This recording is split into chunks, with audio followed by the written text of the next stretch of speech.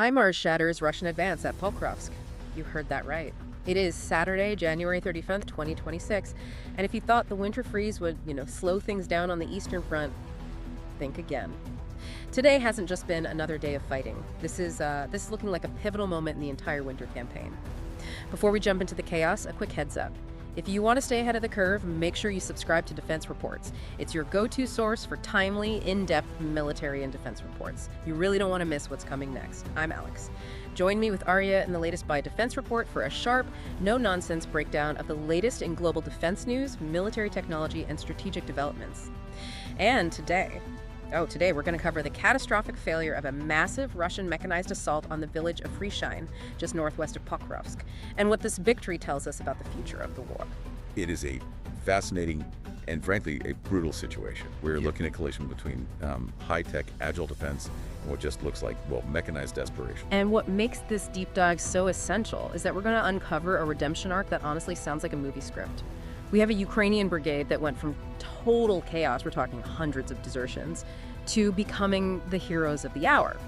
And we're also going to break down this new Russian tactic, they call it mechanized acceleration, that just hit a solid brick wall today. Exactly, and we're going to explain why this tiny, seemingly insignificant village, Hryshyne, is actually the linchpin holding the entire northern flank of the Eastern Front together. If this village falls, the whole map changes instantly. Okay, so let's unpack this. We are talking about today, January 31st, 2026. The headlines are all screaming about Hryshyne. What exactly went down? Well, to understand the gravity of today, you have to visualize the geography. Hryshyne is about, 6 kilometers northwest of Pokrovsk? For the last few weeks, the Russian command has been absolutely fixated on this one coordinate. They aren't just trying to take ground for the sake of it. They are trying to sever the northern logistics artery into the city. Right, because if they cut that road, supplying the defenders inside Pokrovsk becomes an absolute nightmare. But usually when we talk about Russian pushes lately, we're describing these slow, grinding infantry assaults, meat waves, But today was different. Very different. The Russian 76th Airborne Assault Division, the VDV, historically their elite paratroopers, they tried to flip the script. They attempted to use this logistics route, the one between Shevchenko and Pokrovsk, to rapidly accumulate forces for a storming operation. Now, when you say accumulate, I'm picturing tanks and APCs lining up. But the source material lists something, very strange. Over 30 units of light equipment. We're talking motorcycles, buggies, civilian cars. It sounds less like a modern military column and more like a scene from Mad Max. It does, and that's part of this new tactical reality we're seeing. It's a strategy that's really born of necessity. They know that heavy armor is slow, it's a big target, easy to spot. So the logic is speed over survivability. They pack troops into these fast, unarmored vehicles, civilian stuff, and just try to sprint to the front lines before Ukrainian artillery can zero in. So the gamble is that they're just moving too fast to be hit? Is that the idea? That's exactly it.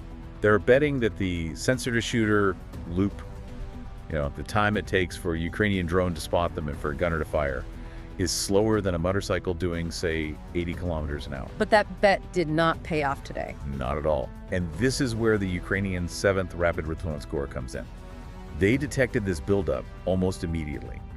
And here is the key moment. They didn't wait for the Russians to dismount and dig in. They hit them while they were on the march. Using the M142 HIMARS. Now, I have to play devil's advocate here because I know some of our listeners are thinking this.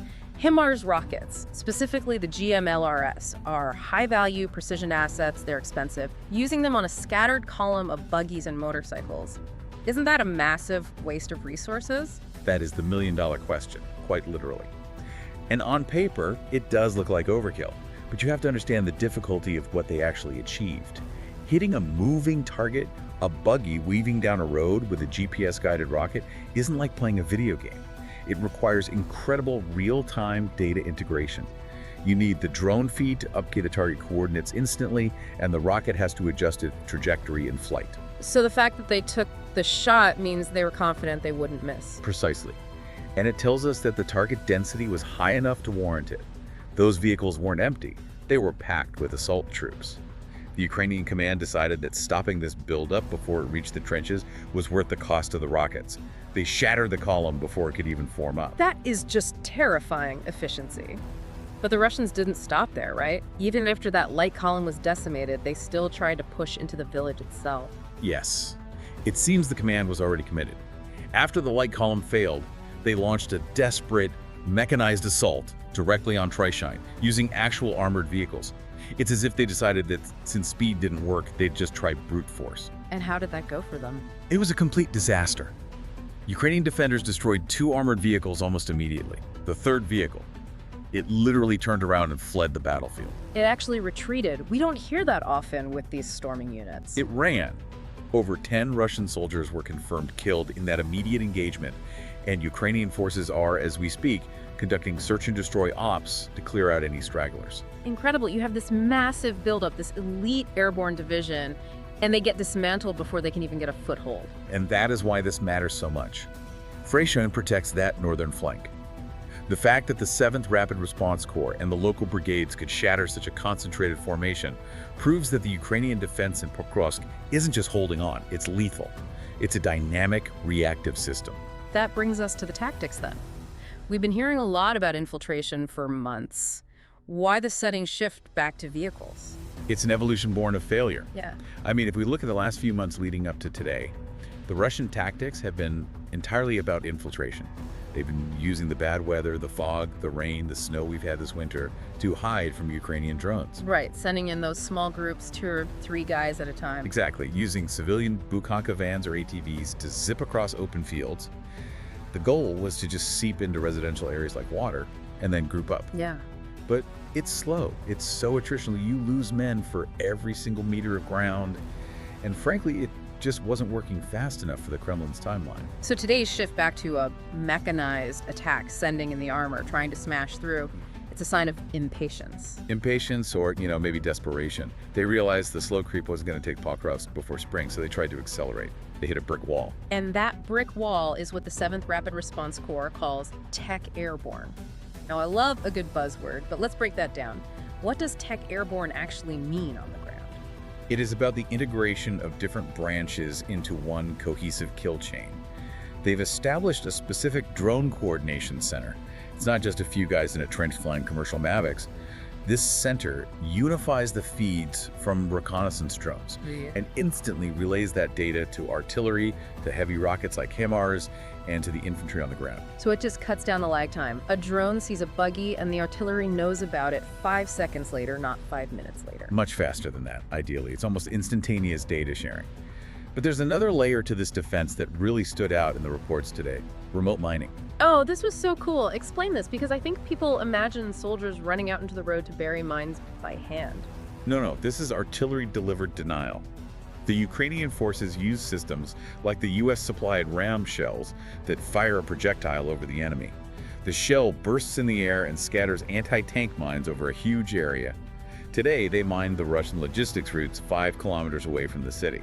Wait, so the supply trucks are blowing up before they even get near the front? Exactly. It disrupts the entire supply line. You can't build up an assault force if your ammo trucks are hitting minefields that just weren't there an hour ago. It creates this chaotic environment where the Russians can't accumulate the mass they need to overwhelm the defenders. And speaking of tech leadership, we have to mention the new appointment.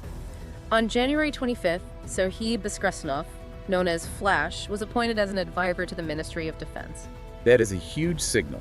Flash is legendary in the OSINT and defense communities.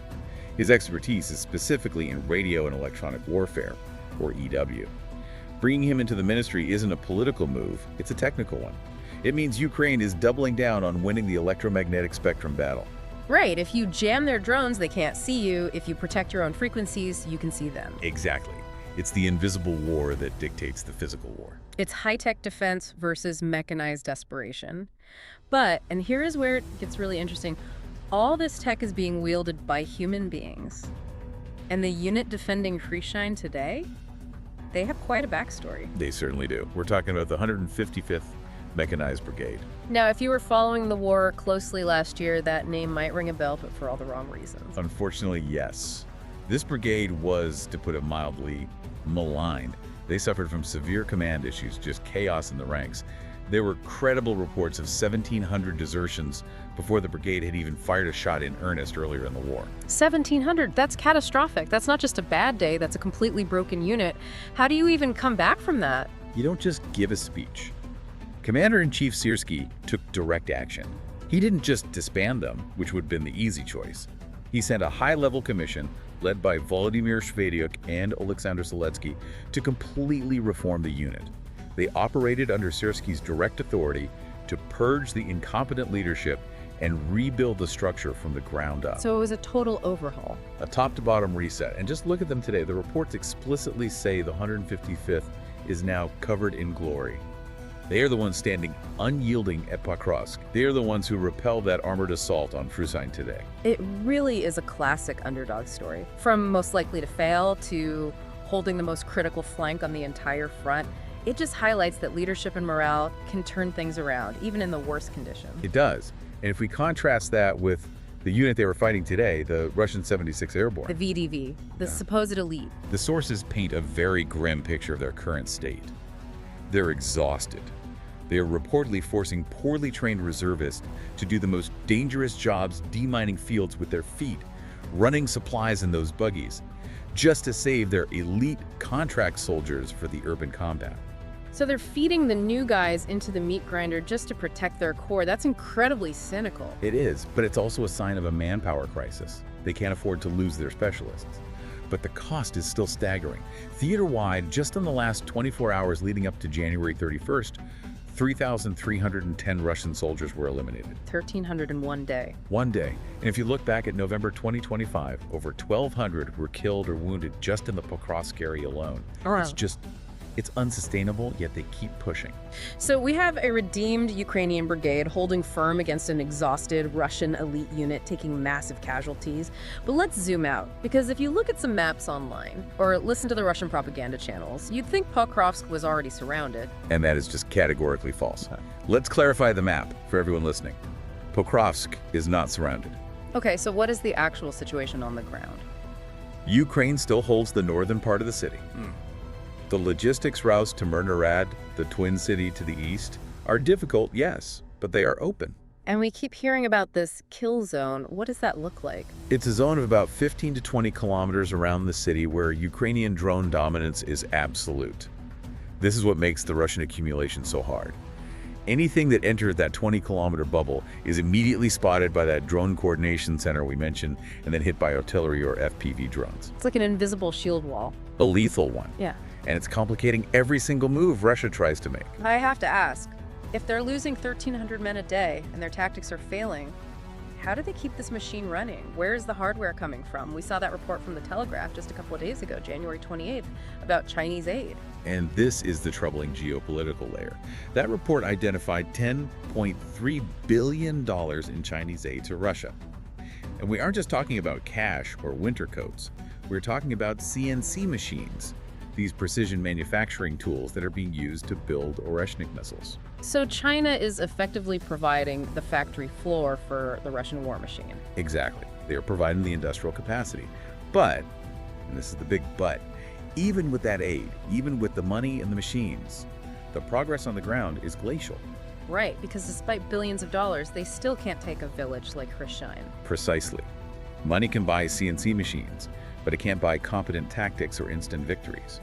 The Institute for the Study of War, ISW, just released an assessment that is really damaging to the Kremlin's narrative. What's the timeline they're looking at? Based on the current rate of advance, which was about 13 square kilometers a day in 2025, but has already slowed down, Russia likely won't capture the rest of Donetsk Oblast until August 2027. August 2027, that's a year and a half away. It is years away. The Kremlin propaganda keeps promising imminent victory, saying the collapse of the Ukrainian defense is days away. But the math just doesn't add up. At this pace, they are grinding themselves down for mere meters of ground. That really puts today's battle into perspective. They threw a massive mechanized push at Hryshyne, hoping for a breakthrough, hoping to speed up that timeline, and they just got smashed. And it connects back to the diplomacy too. I mean, there are talks happening in Abu Dhabi, Davos, but on the battlefield, Russia is still pushing for total capitulation. They want to negotiate from a position of strength. But days like today, January 31st, weaken that position. You can't dictate terms when your elite airborne division is getting routed by drones and a motivated defense. It really feels like a race, doesn't it? A race between Russian exhaustion and Ukrainian resilience. That is the defining dynamic of 2026 so far. Russia is betting that quantity mass numbers, mass iron, will eventually break the high-tech agile defense Ukraine has built. But what we saw at Hryshyne is that tech airborne defense is incredibly efficient at destroying mass. And let's not forget the human factor, the 155th Brigade. They proved that morale isn't a fixed stat. You can fix a broken unit. Which is a force multiplier.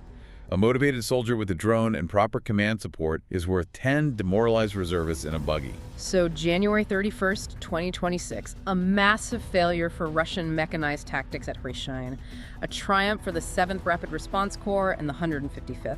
And a clear signal that the road to Pokrovsk is not going to be the easy victory parade Moscow hoped for. It's a kill zone. It leaves us with a provocative thought to chew on. We see Russia shifting from infiltration back to mass armor, trying to rush the lines and getting destroyed. Right. So if the slow way is too slow and the fast way gets you killed, what is option C? Are we witnessing a new, terrifying offensive strategy in the works, or are we just watching the frantic flailing of a command structure that is running out of ideas and running out of time? That's the question they are probably asking themselves in Moscow tonight, and I don't think they have a good answer. Well, we will be watching closely to see what happens next. You've been listening to Defense Report by Alex and Aria, where we analyze the latest in military strategy, global defense, and advanced weaponry. Before you go, hit that subscribe button. Subscribe to Defense Reports, your go-to source for timely, in-depth military and defense reports. We'll catch you next time.